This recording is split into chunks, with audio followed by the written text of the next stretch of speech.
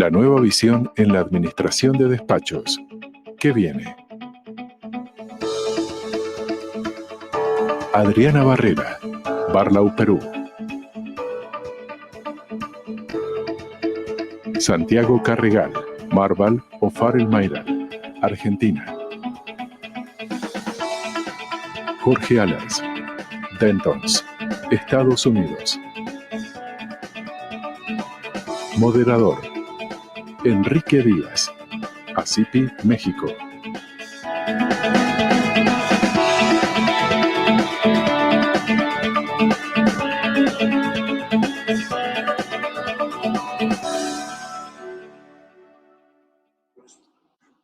Hola a todos, ¿cómo están? Muy buenas tardes.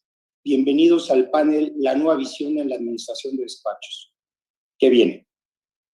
Si bien el título por sí solo implicaría que todos tenemos que tener claro que ya tenía que haber una visión, los tiempos actuales nos hicieron replantearnos, nos hicieron darnos cuenta de que no. These times we're living in made us realize that that is not the case, and we need to find a path. We need to adapt to new realities and new technologies. So administration as a political science, as a social science, is not static, but it's not as dynamic as the times we are living in. In this case, we were required to accelerate the pace of administration and also to adapt to new realities. Since March 2020, administration management of law firms had to adapt and then evolve in order to achieve, first, to survive, and second, to transcend. In the traditional organizations of management, we needed to control, plan, direct, and also control the resources of the law firms, always taking into account high standards and provide the best service to our clients. However, we also needed to take into account productivity, profitability for the law firm. Today is not enough to have traditional concept for management, but we need to go beyond that. We need to find other mechanisms. We need to find new technological solutions for our associates, but also we need to try to reach a balance, an emotional balance of all those involved. The panel that we have today has three different approaches, so we can get a general overview. Even though ACP is an association of intellectual property that works at regional level, the management concepts that we're going to be dealing with are global. So we have three speakers today. Jorge Alers from Dentons. Dentons, as you know, is a global full-service firm. Santiago Carregal, Marval, Farrell, Mairal. There is a full-service firm, a regional firm. And last but not least, Adriana Barrera is a boutique law firm. And that's why we wanted to have these three approaches so we can have a global approach. And we're going to have the full service, full practice of Marval, and then we're going to finish with Adriana, so that try to find out the things that we can keep in this time. So Jorge, I'm going to start with you.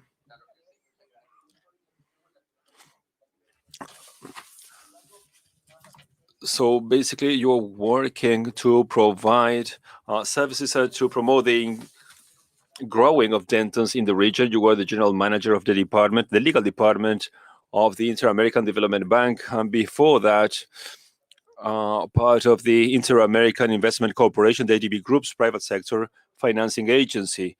Jorge was also a partner and head of the Latin American practice group at Paul Hastings, Hanofsky & Walker, as well as a partner and head of the Latin American practice group for Wilmer, Custer, and Pickering in Washington, D.C. In these roles, he focused on providing legal support to international clients making investments in emerging markets with a particular focus on the Latin American region. As a dual citizen of Costa Rica and the United States, has been a guest lecturer of Harvard's Law School, Wharton, and American University, and at numerous conferences on private equity and project finance, among other areas of international finance. He earned his doctorate from Harvard Law School and his undergraduate degree from Colorado State University. And by the way, he lives half of his time over there. Thank you very much, Jorge, for being with us today. Thank you very much, Enrique. And thank you for the opportunity of sharing some ideas with you. Let me tell you that I'm not an intellectual property counsel. I have been a transactional lawyer. However, in my role as the general director for the Latin American, the Caribbean region for Dentons, and also being member of the management of Dentons, I had the opportunity of sharing with my colleagues in the region, and we have discussed topics about intellectual property, and we've had an approach to promote those practices at local level, international level as well.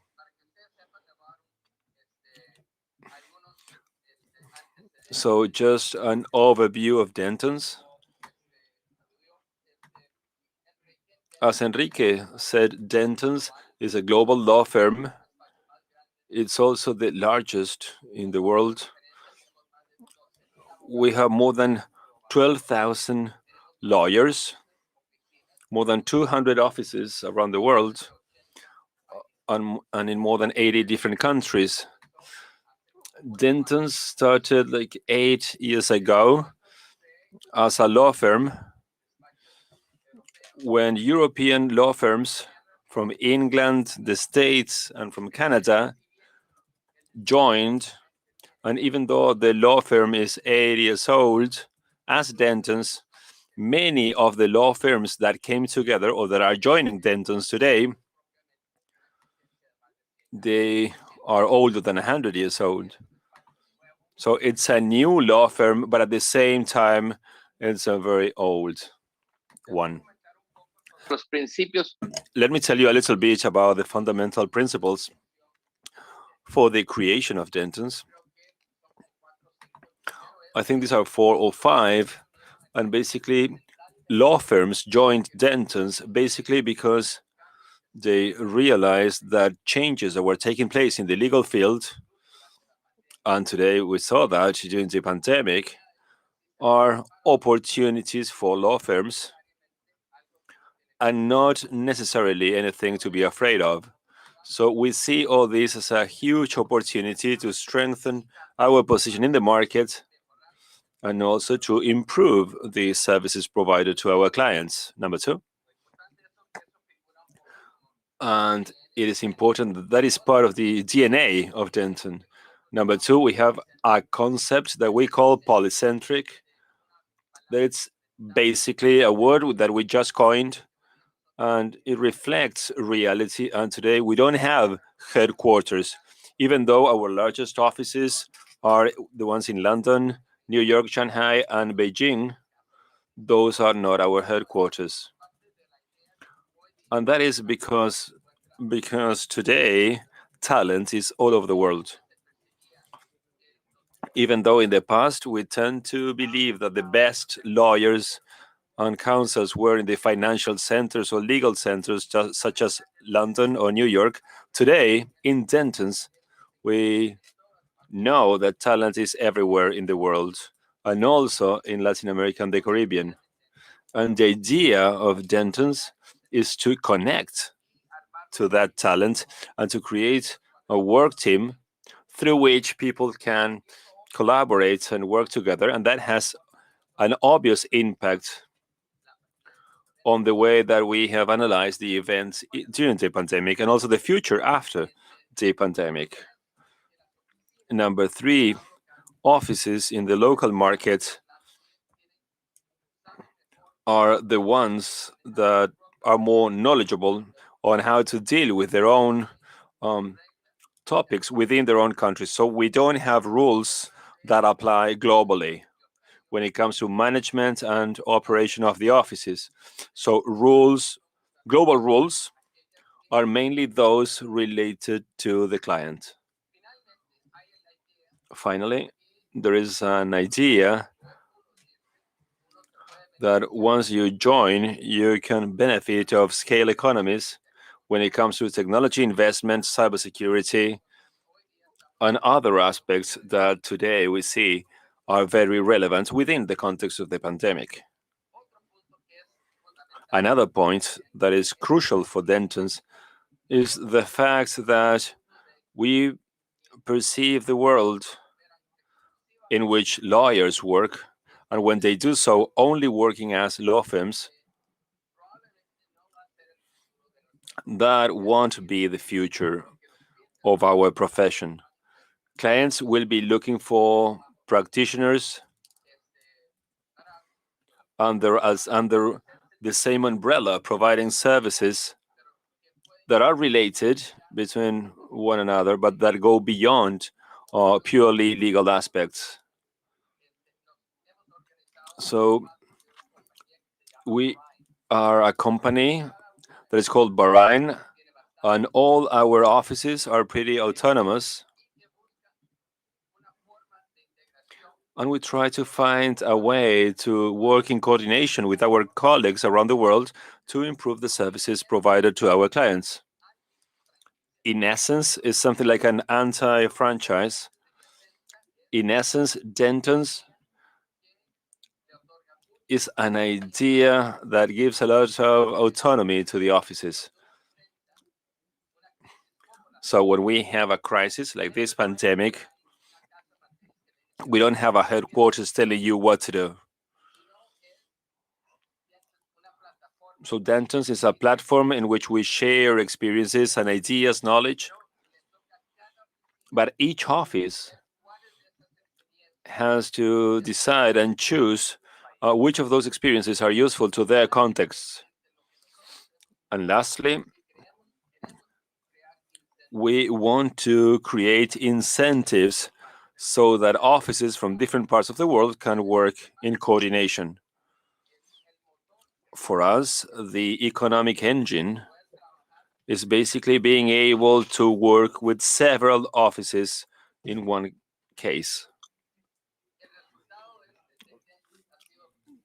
The result then, we've had very positive results from the economic standpoint, and it has allowed us,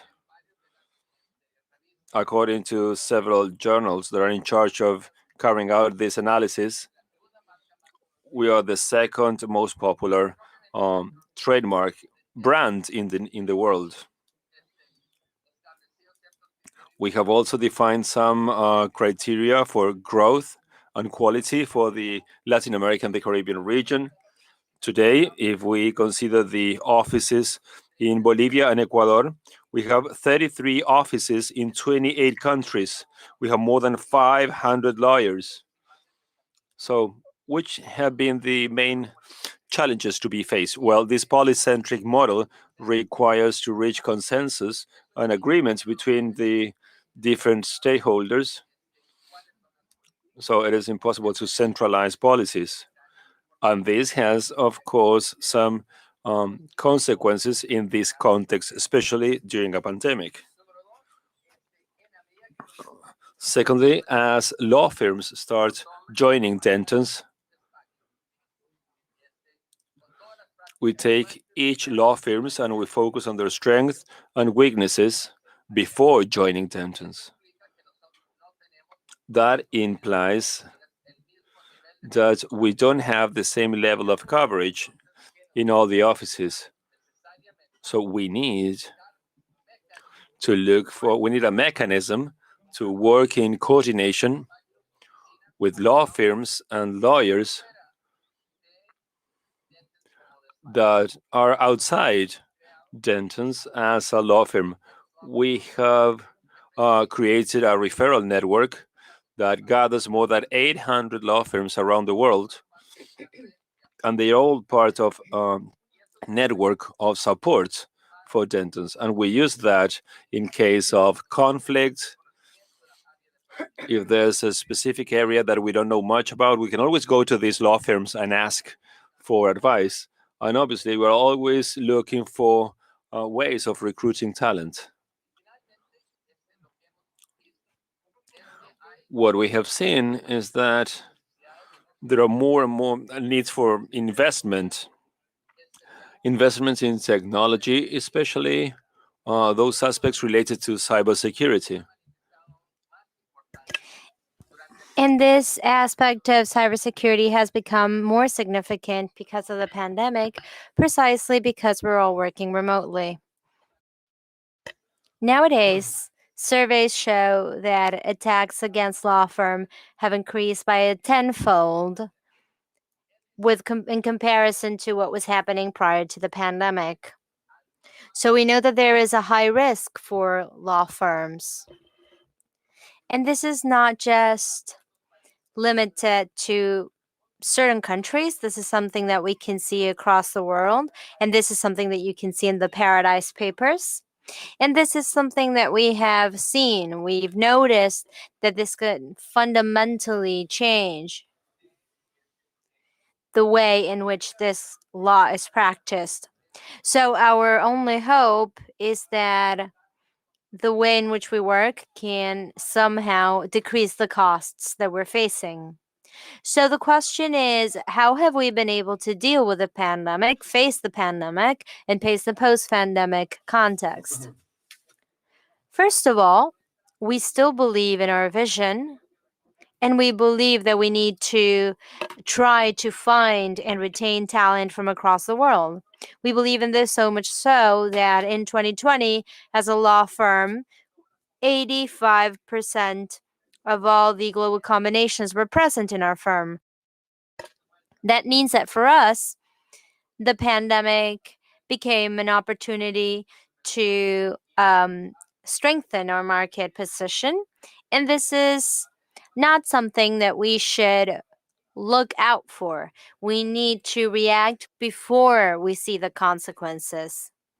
We have also been able to see that the way in which we respond per situation, depending on each office, is a way that is conducted by having teams that share ideas. So, for example, if one group had to come to the decision of when it was then support staff and counselors could go back to offices, we could pull back on our experiences from other offices across the world. For example, in China, we have 5,000 counselors who work for the firm. So when the counselors were going back in other parts of the world, we knew that in our China offices had already gone back and they had established practices. So when our Latin offices we're looking for concerns and trying to find measures to see how to go back to offices, we could pull back on the experiences that we had from our China offices to get ideas as to what the best practices would be. We have also taken advantage of technologies such as Zoom in order to integrate our practices further, because for us, our interconnection goes across borders. So the fact that at the technological level we are able to exchange ideas, we are actually using mechanisms to have a better integration. And I think that that's an overview of my firm. But if you have more specific questions, I might answer. But I think that I have gone over time. So yes, thank you very much, Jorge. Let us move to Santiago now, but I do want to go back to one thing that you mentioned in your presentation, which is that you have this model that tries to direct the law firm at the local level, and it all sounds amazing, but I would like for you to later on tell us where you get the resources necessary to have this local management work in the way that it does. Okay, but now let's move to Santiago Carregal. Santiago Carregal he's the chairman of the firm Marval, Farrell, Mairal. He is the head of banking and finance department, and he's the chair. He specializes in corporate finance. And he has represented multiple companies. He participated in multiple firms in New York. He was the vice president and assistant general counselor for J.P. Morgan in Buenos Aires. He has a BA from the UBA in Buenos Aires. He has a master's in law from the University of Illinois in the United States. He is a member of the board of the Argentine Banks Lawyers Committee, and he's a professor of postgraduate studies in banking and finance at the University of Buenos Aires and University Austral. Thank you very much, Santiago. I see we are surrounded by people from the finance market so that you can provide a lot of information for us to implement solutions at the regional level. Well, thank you for giving me the opportunity to participate and share the vision in how we can manage law firms based on the multiple changes that we've seen. As you know, my origins are financial. We work and we have been working in Marval for a very long time. This was an intellectual property law firm, so our DNA is intellectual property. And as of March 2020, in the last 14 months, we have seen changes in the way in which we work and the way in which we manage the law firm that have been enormous. And we believe that nothing will go back to the way it was. I think this change has come here to stay. And I think that all law firms have had to adapt to these shifts in paradigm. And our firm has really done a good job of doing that. We were working in a 100% in-house system. Remotely every 15 days, counselors were able to work before that, but now the scenario has changed. So now we're working in a strictly virtual scenario, and I think we have done a very efficient job at that. Now, what we have been able to learn are very basic things that are necessary to change our minds looking into the future.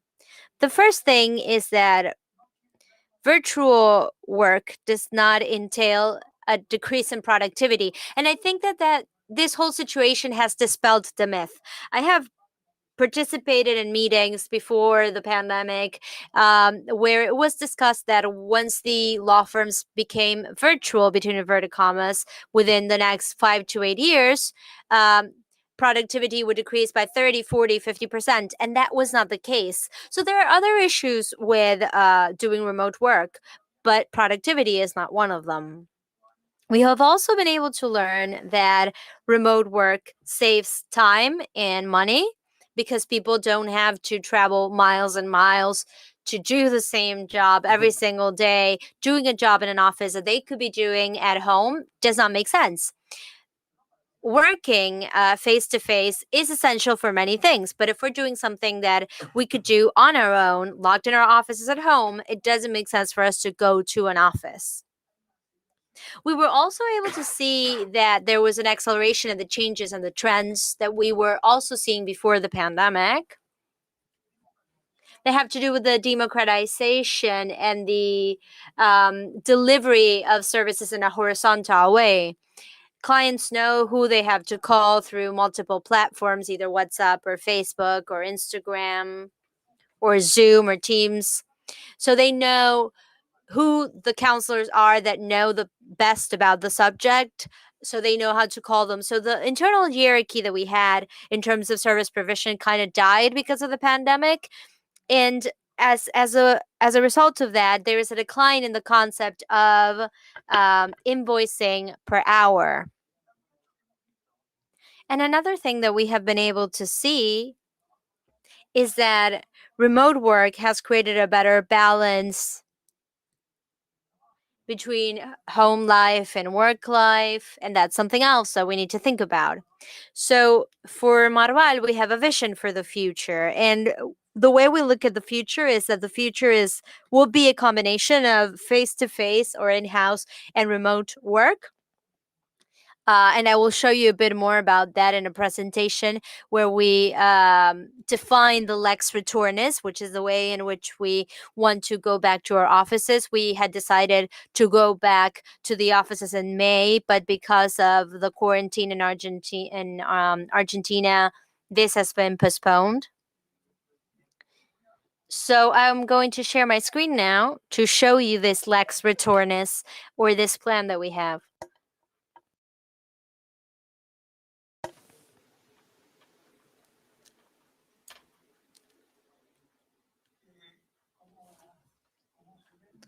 So as you can see, that's the name of the presentation. This is the Latin word that we are using to define the way in which we're coming back. So these are our internal central key ideas. They're all evident. I mean, they seem rather repetitive, but we always go back to them. First is that remote work is here to stay, and the return to offices will not be a full return, but it will be a combination of two ways of working, because we see benefits in doing remote work, although there are challenges as well, of course. But we firmly believe that in-house work is important. It is important in order to create a sense of belonging. It is important for counselors to learn, because even if virtual learning is something that we have just started implementing and we need to work on how we implement it, when we work in-house, we're doing something fundamental, because being a counselor is a work of art. And just as a carpenter learns from another carpenter that has more experience, lawyers learn from lawyers with more experience. So we need to get the best of both worlds. We need to have moments of high quality in-house work where there's a lot of collaboration and cooperation, and then use the benefits and the flexibility of remote work as well. We also know that human resources are and will continue to be key, so we want to make sure that talent gets all the way to Marval, but we also want to retain that talent, and we want them to be loyal to us in the future. Because sometimes we've noticed in the last 15 months that perhaps counselors don't have that same sense of belonging that they had before, because they're no longer working in-house. So we need to go back to this notion of new leadership and see how we can retain talent and create loyalty. We are also focusing on teamwork and continuous and joint learning. Technology is fundamental. It's not about piling up technology upon technology, but about using technology that is useful. As a matter of fact, before the pandemic, we started working with 2 process engineers who are looking at the internal processes of the law firm to see how they can be more efficient. And over that, we're using technology, putting a lot of focus on cybersecurity, because if there's one thing that keeps us up at night, is the risk of being under attack and our information being compromised. We also want to be aligned in terms of the need for being flexible and agile. We also want the workspace, the office, to be a space where high quality work is produced, where a lot of brainstorming is carried out. We want it to be a space for collaboration, for spontaneous face-to-face meetings, because if counselors want to collaborate and work as a team, they need to get to know each other. When we work in office, we have networks, and we know our partners, and we have been working with them for 20, 30 years, and we don't need to work on that anymore. But for young counselors, it is necessary for them to have that spontaneous meeting, because if you want to work with someone, you have to trust them, and in order to trust them, you have to talk to them and get to know them. So these bonds are necessary, and perhaps when we are working at the virtual level, everything becomes a bit more distant, and we think it's fundamental to go back to that notion of being close. Now, in terms of getting flexibility and more collaboration, we work on 3 axes: people, spaces, and technology. For those of you who know our corporate offices, we have 1 building where we are occupying 15 floors at the downtown area of Buenos Aires. We will probably be creating 2 more floors. And we want to have collaborative offices, so people don't have offices of their own. We're trying to create an open floor plan. We are also creating an internal app based on an MIT model that will first provide questions about health that has to do with the protocols for the pandemic. Then in the app, people will have to answer questions saying for how many days they're going to be using an office. And then that app will have intelligence to see the category of the associate, where they work. And by default, we will see in where that person works and where his or her teams are working, and we will shuffle their places where they're working so everyone can collaborate with everyone. And technology is not just the use of hardware and making sure that everyone has the same comforts at home as they do in the office, but we're also working on checking internal processes. I've got a very short clip that I would like to share.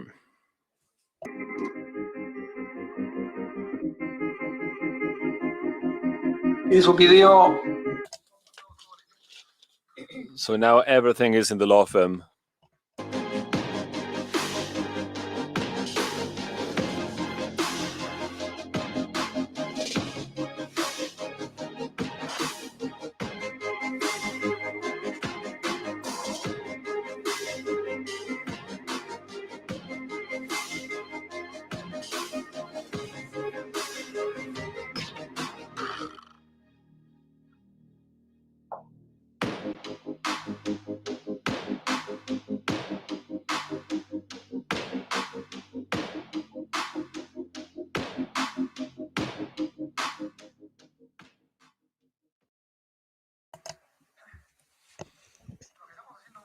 What we are doing right now, it's what we call the cleaning day. It basically is to take everything away from the different rooms and floors in the building. So we are taking all our possessions, the photographs from the desks and cleaning everything. How important papers are to us lawyers,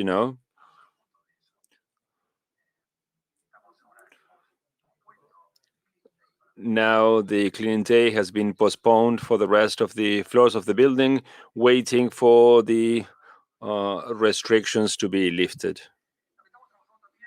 What we are doing right now, it's also working.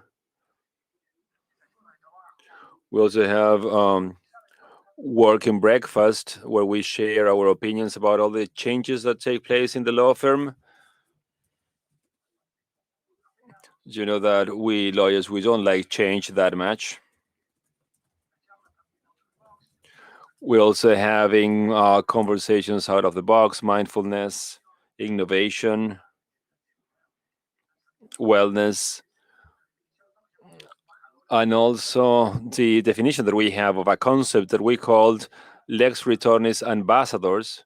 So there are people in charge in the different floors of the building that basically are in charge of communication with all the different lawyers about the implications of this paradigm shift in the firm. And we also have an internal channel that is called Yammer. That is a cross-cutting dialogue channel where you can upload pictures, stories, and you can tell anecdotes. And that has to do with lex retornis. These are some of the pictures of the cleaning day. There are boxes full of papers, things to keep, things to throw away. Breakfast is ready.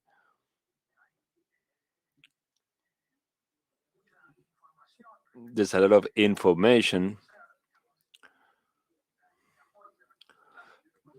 And also we work with human resources. That has been a fundamental part of all this.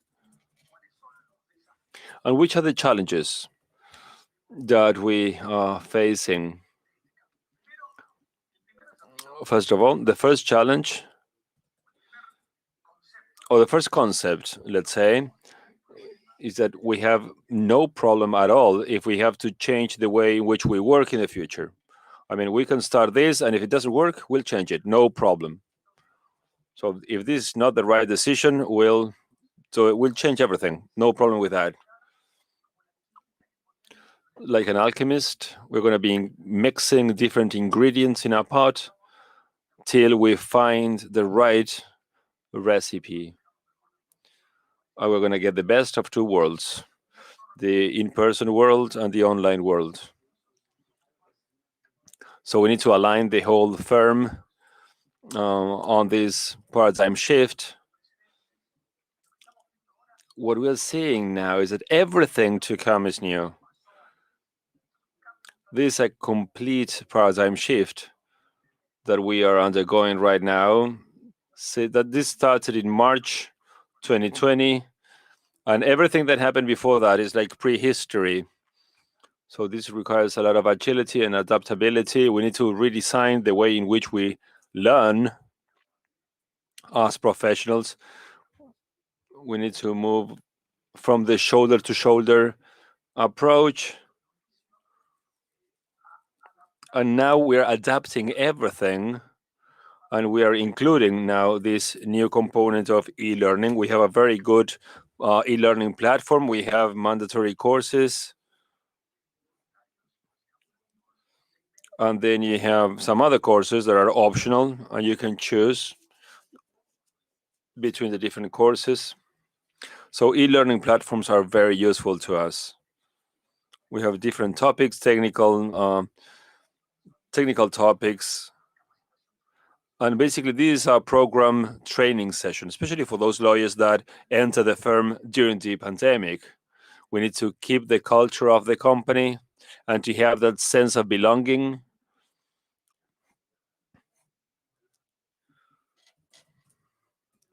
We know that these are difficult times. These 14, 15 months have had an impact on the culture of the company. So lawyers that work for us are people that come to the office not only to work, but also to interact with other people, to have interpersonal relationship. They have friends, they go out, and those are aspects that are important to us, that are part of our culture, and that is a challenge we need to work on. And that is closely related to this redesign of leadership. So now we're going to have different heads of different sections so that they can constantly monitor what's going on to get feedback from our employees. Now we don't have one big leader anymore. So now we don't have one leader that tells us what to do. That model has changed. Now leadership is more transparent, with a lot more information, with more information. In a way, it's a leader that is more vulnerable now. And then lastly, we are redesigning the marketing of legal services. Babar, the same as many other companies, trusted us, and they trusted in-person marketing, going to congresses, talk to the clients, one-to-one. That network that was generated in the past is now useful for the most experienced lawyers, but in the future, that will change. We believe that in the future, we are not traveling that much. Basically, we won't feel like traveling because all this will be complemented with a lot of technology and a lot of digital access to clients through Marval Talks, as we have, or through Instagram or podcast, webinars. And the challenge there is how to do that with clients that are sick and tired of technology, because at the same time they want and they need to see people. So having a coffee together, and we need to combine those with the traditional markets with this new online marketing. And then, as Jorge said, we also need to work on cybersecurity, because now we trust and we rely so much on technology that we are very dependent on it. So any questions you may have, just let me know. Thank you very much, Santiago. And before going to Adriana, I will defend Gustavo, because I know you are the chairman, but still, let me tell you that Gustavo really wants to keep traveling. So make sure people keep traveling. Yeah, everybody wants to travel. We are missing that so much. Just one short question. You and Jorge, you both agree on the topic of cybersecurity. But what about your practices and your transactional practices, both in your case and Jorge's? Because of your roles and your law firms, you are used to having actions that involve billions of dollars or millions of dollars. But in general, most topics in your everyday activity that do not imply merging or those things, intellectual property does not involve millions of dollars. So how do you go about that? For instance, when you have financial institutions, they demand cybersecurity aspects, the implementation of some measures that the portfolio of your work on its own is not justified. My point is, in many cases, these management policies come from the top to the bottom, and they do not understand the nature of each practice. Even though law is only one, the different practices have different styles and how to implement them. And in many cases, requirements are different to the specific practices. So I would like you to think about that, and then you can tell us about that after Adriana's presentation, okay? Adriana. Okay, so now Adriana Herrera is a founder and managing partner of BARLAW, Barrera Asociados. It's a lawyer with more than 24 years of experience advising global corporations, preparing integral brand protection strategies, litigation and enforcement, unfair competition, copyrights, trademarks, and data privacy. She was president of IP Commission of American Chamber of Commerce in Peru. She also studied in Franklin Pierce Law Center. She also worked in the University of Salamanca and the University of Lima.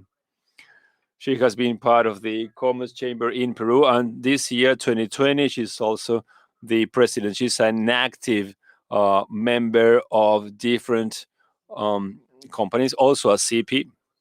A CP, of course, is the most important one. She has a renowned lawyer and acknowledged by different journals.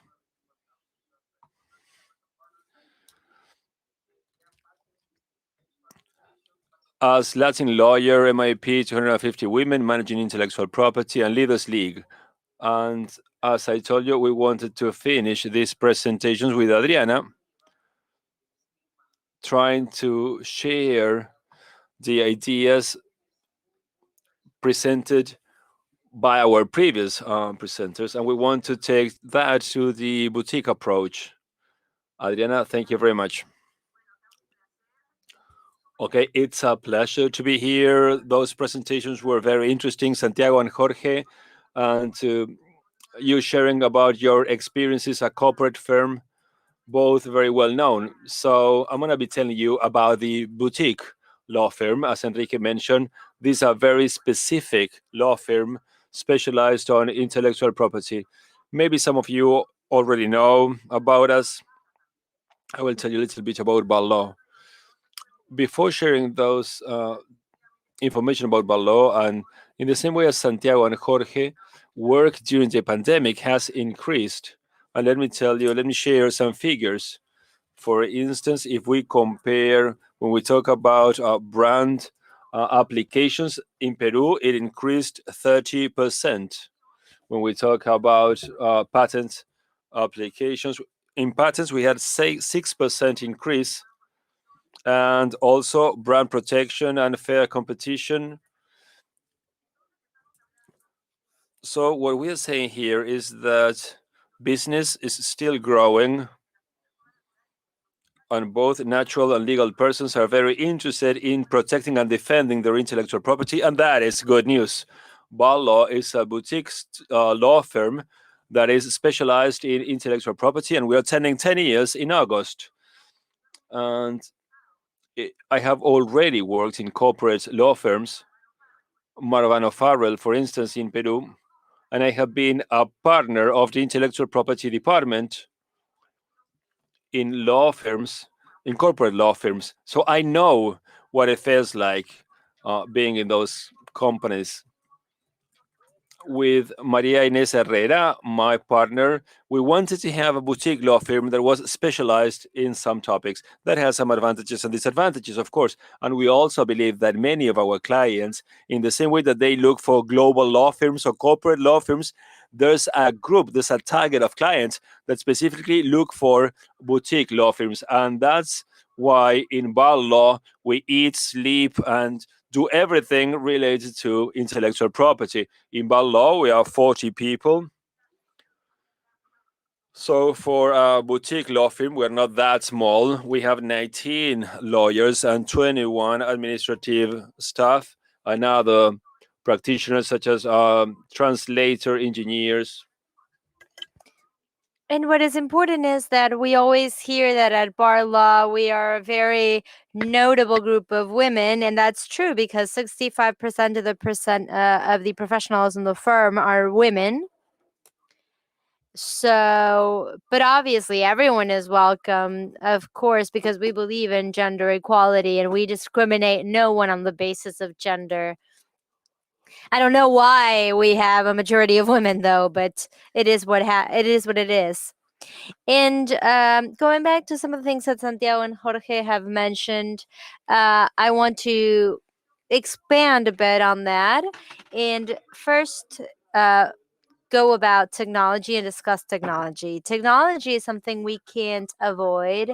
And even if before the pandemic, some of the law firms were perhaps not too keen on moving towards technology, I think today technology is unavoidable.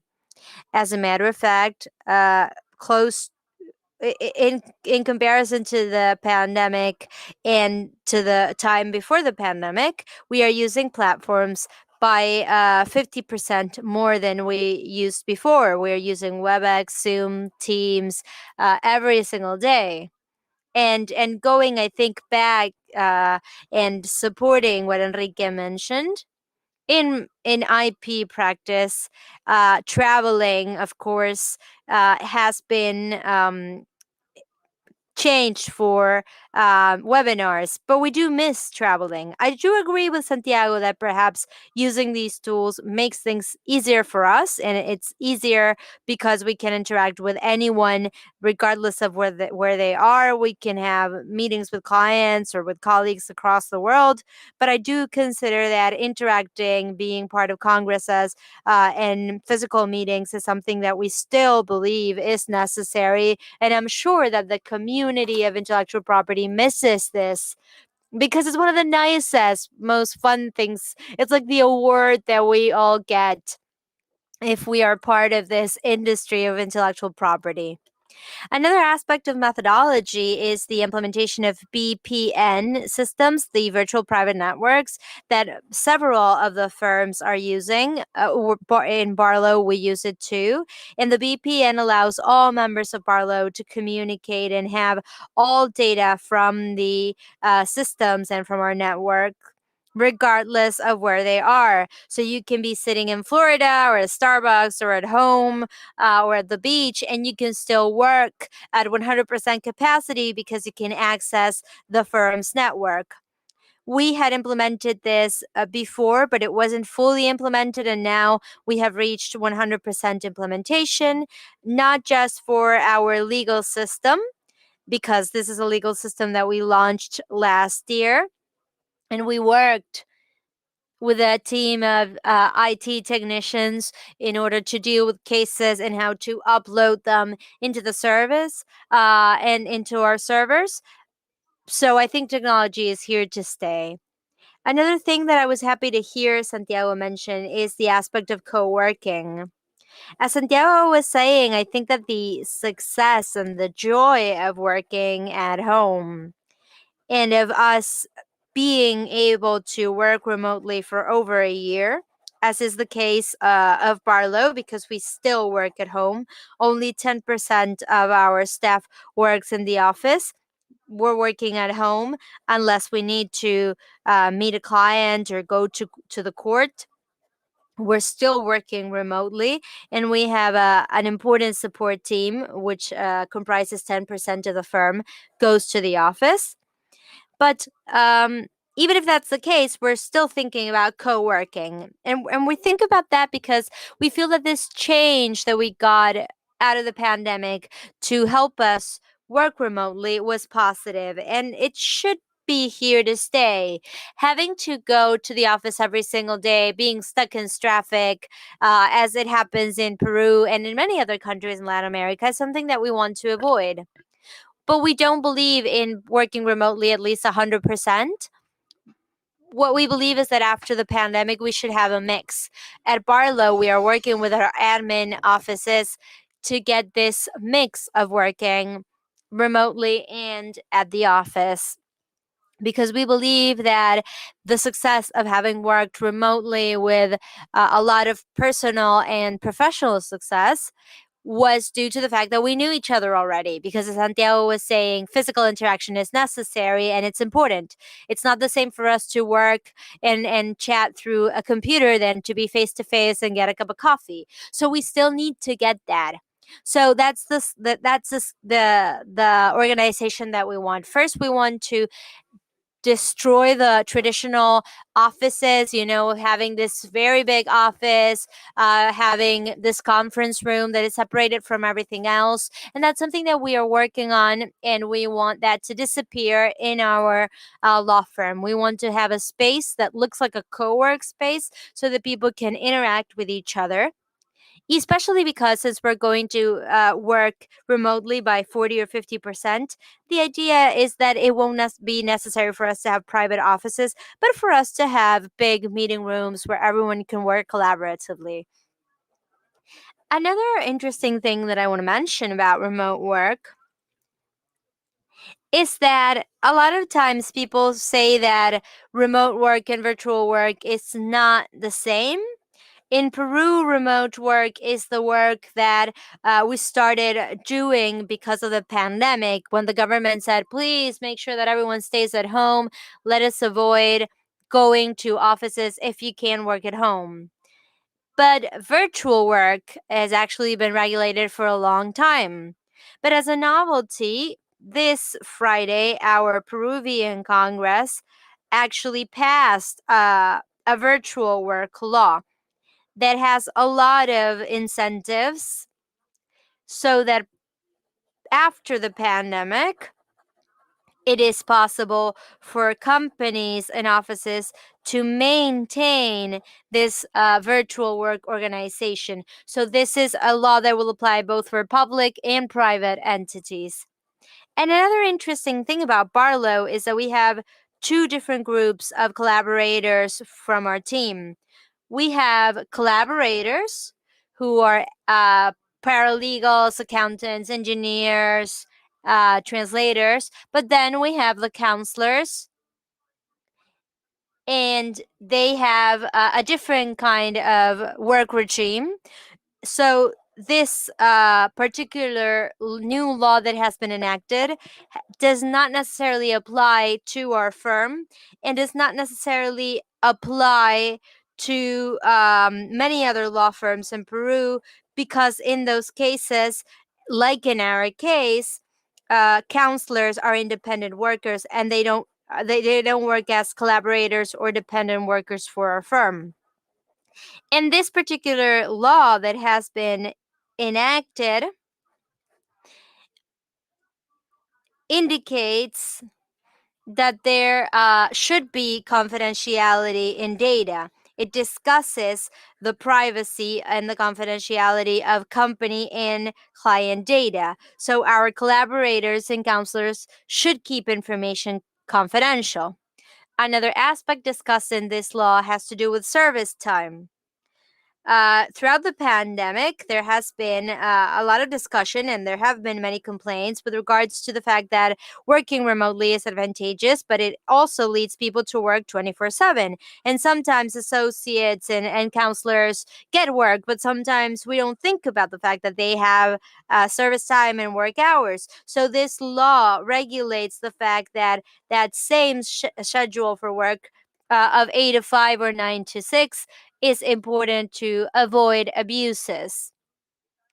Another important aspect to consider that is now on the table is that workers and collaborators should ask for that work that has been asked to be conducted in the office to be conducted at home. And of course, the employer will have to explain why it is necessary to perform that work in the office. And another aspect considered in the law is that if virtual work is going to be conducted, then the employer needs to pay for internet and for technological devices. And this is something for us to analyze because this does not apply to lawyers who work as independent contractors. This implies that one is paying for the internet or for technological devices only when there is an obligation to have that employee work remotely. Because if this is a benefit, the situation is different and it is the employee who should be paying for it. So those are the aspects with regards to virtual work. And then another thing is that in BARLAW, we are very much committed to gender equality and inclusion. We have been working on this in spite of the pandemic.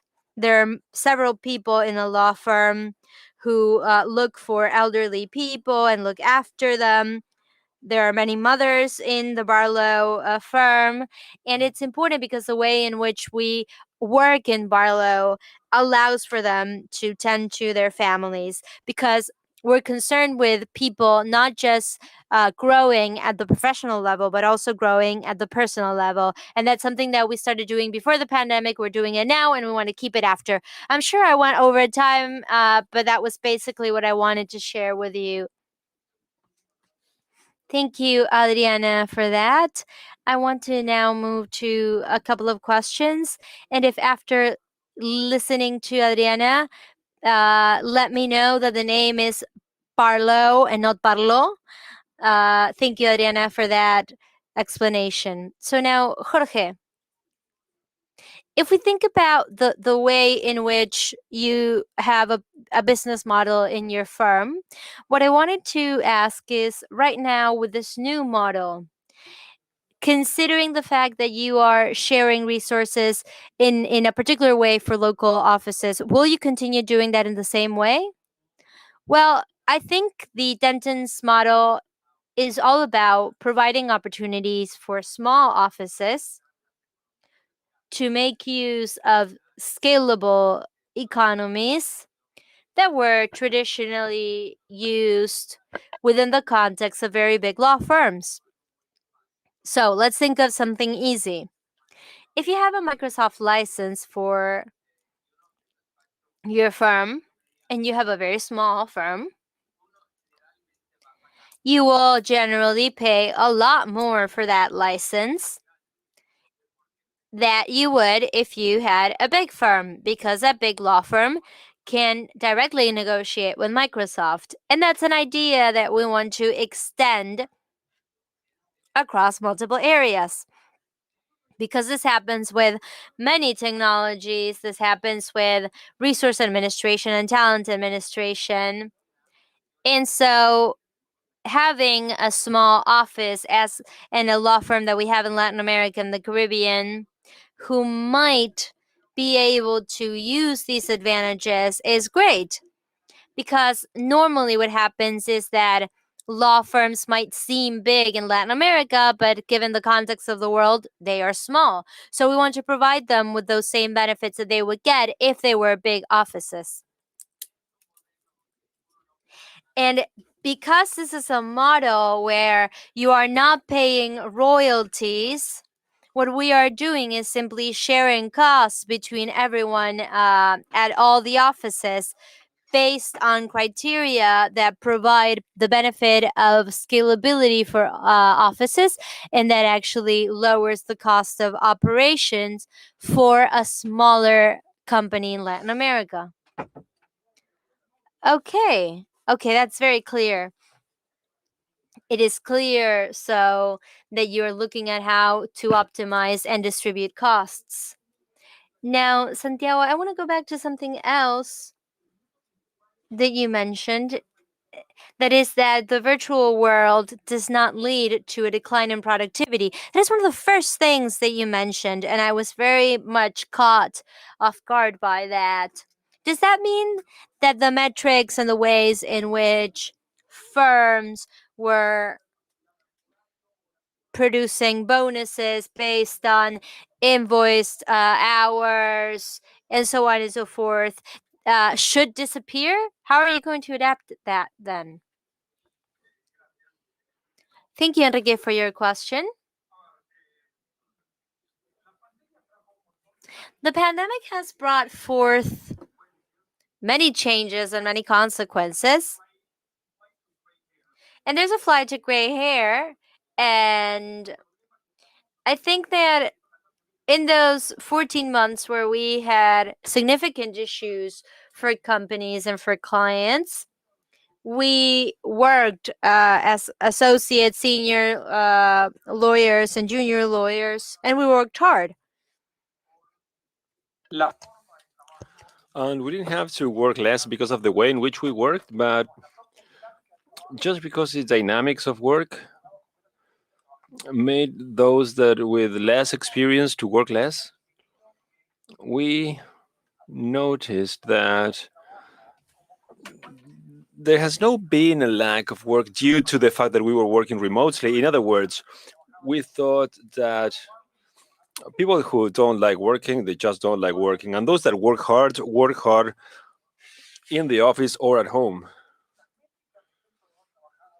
So when we measure the number of hours or the productivity rates, in the way in which we measure the time of work, it's not only because of the invoicing, but it has to do with an internal stats that we have when we want to know how much time we spend, working for a specific client.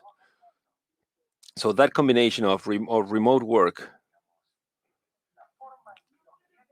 and the way in which clients want us to invoice our services, in fact, work per hour is going to be going down. But there's one question. My question is, when we talk about bonus to the staff, no, we have no bonus. We have no modify that, and we don't think we will.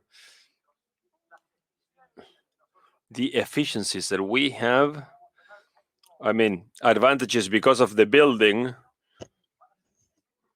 that's going to be efficiency that will show results in aspects related to the way in which we treat our collaborators and in technology. So the investment in bonus, and to have competitive salaries. So the investment will be the same or even more. That is related to the attraction of talent. Okay, thank you very much, Santiago. Now let's focus on your three main areas that you mentioned, people, space, and technology. My question is, Santiago, so I think that the people component is the priority of all the law firms. And I read that and I love the idea. My question is, do you want to achieve this? It sounds like a decalogue for a law firm that wants to be assessed as the best law firm in the world, because all the ideas here sound so good. Yeah, they sound good. That's what I told you, that these are ideas that we're working internally. But there's nothing new about this. No, there's nothing new, but the fact that you are writing it down, I think you're following the right path, right? If you achieve to have platforms, investment in technology, and happy staff, apparently productivity will be amazing. So we're not going to let the other companies buy you. But even though it may sound obvious, I think the main areas of work are fundamental. So Adriana,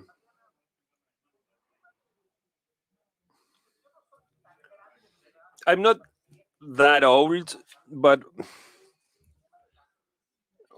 what about offices? Because offices, this issue of offices started before the pandemic. How much do you think we are saving in offices and sharing spaces or improving results? We have doing some research about that topic, and the fact that you are sharing an office helps and it promotes interaction between people. And there's some research having your colleagues next to you, not being isolated in one office, because in some cases we spend hours. I mean, it has happened to me. I get to the office and I just stay in my office the whole day without interacting with anyone. So being in the same room with other colleagues helps us interact, to share ideas, and I think it's going to have a positive impact. When it comes to cost, something I need to highlight in BARLAW, we kept our offices because there are some research. We kept renting the space even though the offices were empty, but we were able to see, after all the financial analysis, that if compared with 2019, we reduced 45% our expenses on office materials and also mobility. We have a lot of litigation, transportation from one place to the other. And now that everything has changed and everything is online now, we are saving a lot of money, because that does not represent too much money at individual level. But then if you consider the whole stuff, so we hope that also the authorities in the public sector keep many of these activities online. Because, being stuck in traffic 2 hours to go to a hearing, that makes no sense. But I do believe it is useful from the financial standpoint. And since we're going to be mixing both methods, I think it's not worth having a huge office that is going to be closed most of the time. So we can share a huge room together, so we're going to be working together.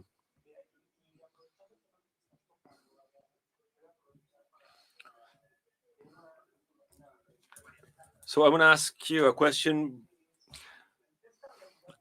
Now, in this online reality, how do we reach a balance between work and personal life? Because first, the huge law firms thought that those that were outside the office, we tend to believe that they're not working. But in fact, now, working from home, we're working way more than in the past. Yes, I agree with that. Is that we have realized that you should be careful and only work during working hours. In the case of lawyers, that we love working 24/7, and we don't believe much in that idea of only working 8 hours. We need to make an effort and try to work 8 hours. We are used to working 24/7, but now we have lunch at home, we continue working. So now we are paying attention to that, and as an internal policy, we try to focus on those things. In fact, I know that in some cases I am the person that I call my manager, and people from BARLAW are listening to me. I can call them on Sunday at 10 p.m. To find out about some financial statements. But now I have learned that I'm not supposed to do that. So if I call them, it's for them to send me all the information on Monday, not on Sunday. People need to rest. I mean, we all need to rest. It's a challenge, but we need to do it, especially managers, partner, senior lawyers. We need to transmit that idea to our team. So we need to set the example. Of course, that if they are sending everything to you on Sunday because you asked for that on Sunday, is because they are afraid of you, obviously. Santiago and Jorge, I would like to ask you a question. How can we measure and reach a balance between the transactional of the intellectual property in this new reality? What can we do in these large firms where intellectual property is just a small part? And how we can make it be part of the rest of the practices. Jorge, if you want to start, and then Santiago, we'll listen to you. What we've seen that many of our offices, especially in the Latin America and the Caribbean region, they had no intellectual property practices. So when we have a client and they're interested in intellectual property, and we want to provide services throughout the region, we had to find mechanisms to get support in countries where we didn't have offices in the past. So now we have started a process where little by little we are defining these departments in law firms that traditionally didn't have intellectual property. Now we have to think about the future of these intellectual property practices to try to find a way to make it compatible with what that office is doing. So what we're seeing now is that in many occasions, intellectual property practices that are being developed include aspects that go beyond what was traditionally conceived as intellectual property practices, basically brands and patents. What we're seeing now is that we have intellectual property practices, for instance, data protection, licensing, and we have all those things because we need to include those IP practices into law firms that traditionally didn't have that. Santiago, as many of you know, in 2023 we're turning 100 years old. So we have a very long history of coordination between the legal aspects and intellectual property. And that took place, I think, in 1929, 1930. Even though practices are very different, we have connections. All the things that Jorge mentioned about data privacy, anti-piracy, these are points of contact between the different areas. We are working a lot with metrics to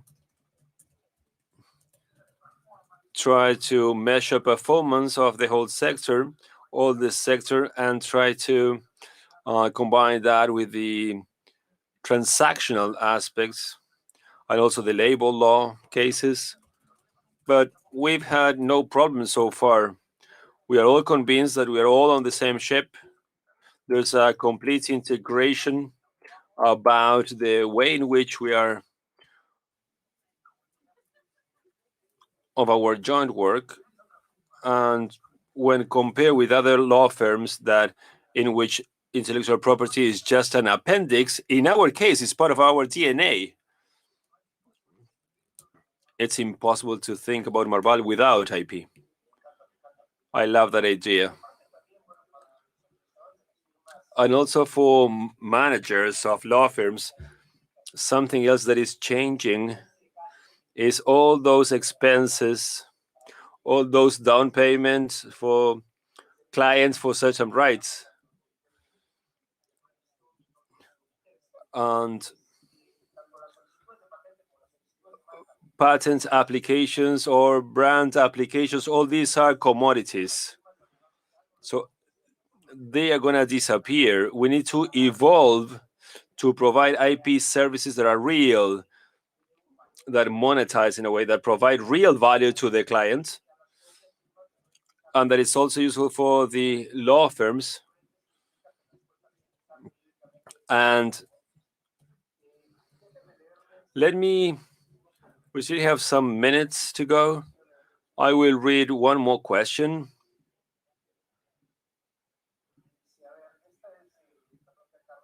This is Carlos Gonzalez. Teleworking is here to stay. So this is a new challenge for the most experienced and those people that believe that in-person work is the only way to work. So we can spend some hours here and some hours at home. And they wanted to congratulate you on your presentations. On one more question that is related to cybersecurity, the need to invest in cybersecurity in order to avoid being exposed. Santiago, when did you start with this kind of investment? This obviously not result of the pandemic, but... A ver, digamos, estoy hablando y no soy un experto en el tema. So, I'm not an expert. I should call our systems manager and our technology team from the firm to give you specifics. But what I know is that we have a double server that has all the information for the firm. We have a two-step authentication method for all of our data. We have multiple measures in which we've invested in for security. And going back to what you mentioned, we're not concerned about information being leaked for one subject. And of course, I'm talking about myself in particular. What I am worried about is the possibility of finding a general blackout. A couple of years ago, I was talking to the CEO of DLA that underwent a blackout for 2 weeks. And multiple firms across the world help them work with laptops, and that's what I'm concerned about, for the law firm to stop because all the systems suddenly black out. And surely I am thinking about a risk that will probably not ever happen, and Gustavo can tell us more about this, and he can tell you more about them. But that's my concern. I'm always pressured by this. The speaker is muted. We cannot hear him. You are on mute, Enrique. So, Jorge, with regards to cybersecurity, how is it structured in Dentons? Do you have like a global cybersecurity system, or is it like a top-down approach? How do you work with this? So the initial Dentons platform was more decentralized than it is now, partially because the risk has increased. And there are many clients, there are big clients in the finance sector that have told us that if the firms do not comply with certain cybersecurity conditions, they will no longer be able to work with them, because they put at risk the information of a client. And many of those clients insist on the fact that the cybersecurity organization be more centralized than it was 5 or 6 years ago. And I think that that's the new normal. And we know what happened a couple of weeks ago in the United States, you know. This is a risk that will remain. It is a high risk. And I think every day more and more, we see that